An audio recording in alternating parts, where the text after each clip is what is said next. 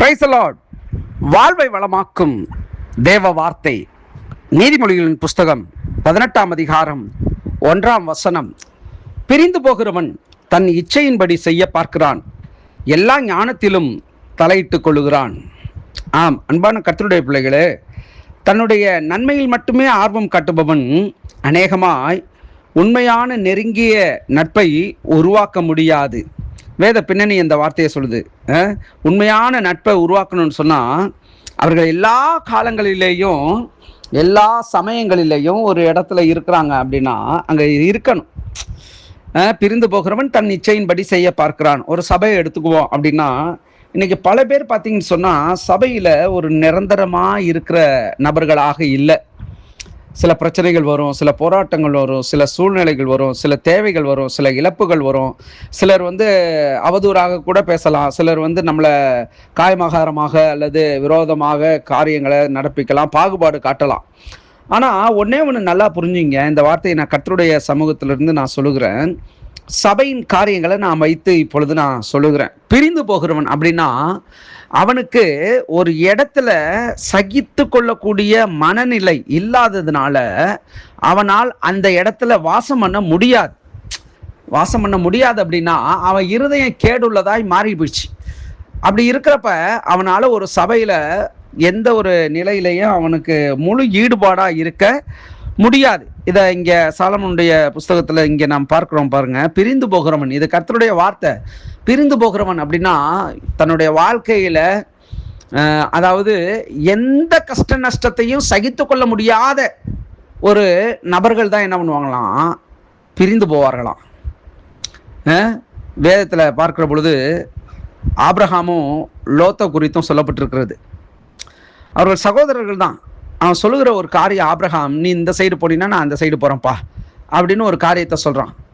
சகோதரன் என்ன பண்ணுறான், தனக்கு நலமானது, அதாவது எந்த ஒரு இடையூறும் இல்லாத சுமூகமான எந்த ஒரு சரீர பிரகாரமாக வளைவு சுளைவு இல்லாதபடி இருக்கக்கூடிய ஒரு நிலத்தை அவன் தேர்ந்தெடுத்து அந்த இடத்துல கடந்து போகிறான். அப்போ கண்களுக்கு அவனுக்கு இன்பமாகவும் பார்வைக்கு குளிர்ச்சியாகவும் தோன்றக்கூடிய சில காரியங்கள் கண் முன்னே தோன்றுகிற பொழுது அதை நம்பி என்ன பண்ணிடுறாங்க, அழிவை நோக்கி கடந்து போயிடுறாங்க. இன்றைக்கும் திருச்சபைகளில் கூட அநேக வருடங்கள் விசுவாசிகளாக இருப்பாங்க. சிலர் பார்த்தீங்கன்னு சொன்னால் என்ன நடக்கும் ஏது நடக்கும்னு தெரியாது, சடார்னு நம்மளை விட்டு போயிடுவாங்க. குடும்பமாக போயிடுவாங்க, அல்ல தனி நபர்களாக போயிடுவாங்க. என்ன அப்படின்னா சில கடிந்து கொள்ளுதல் அவர்களை நோக்கி கடந்து வருகிற பொழுது அவர்களால் பொறுக்க முடியாத ஒரு நிலை. வேதம் சொல்லுகிறது, முடிவு பரியந்த நிலைத்திருப்பவனே ரட்சிக்கப்படுவான் என்று சொல்லப்பட்டிருக்கிறது.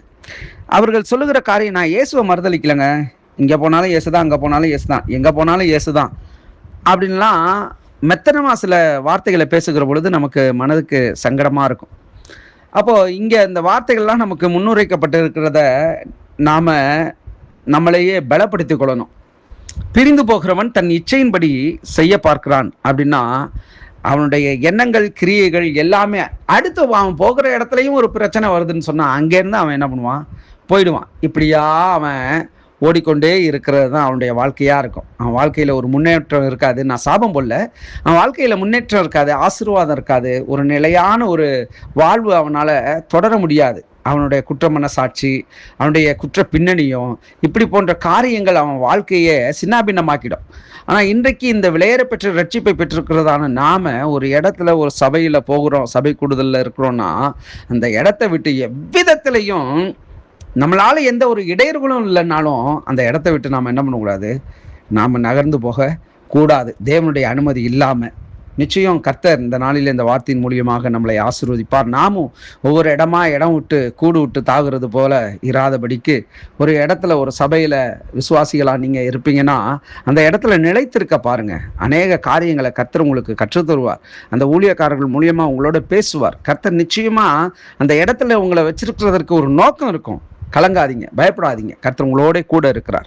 நல்ல தகப்பனே, இந்த வார்த்தையின் மூலியமாக நீர் பேசியதற்காக ஸ்தோத்திரம். இந்த வார்த்தையை கேட்கிற ஒவ்வொரு தேவ பிள்ளைகளையும் நீர் ஆசீர்வதியும். கரத்தில் ஒப்பு கொடுக்கிறேன், இயேசுவின் நாமத்தில் பிதாவே, ஆமேன், ஆமேன். God bless you.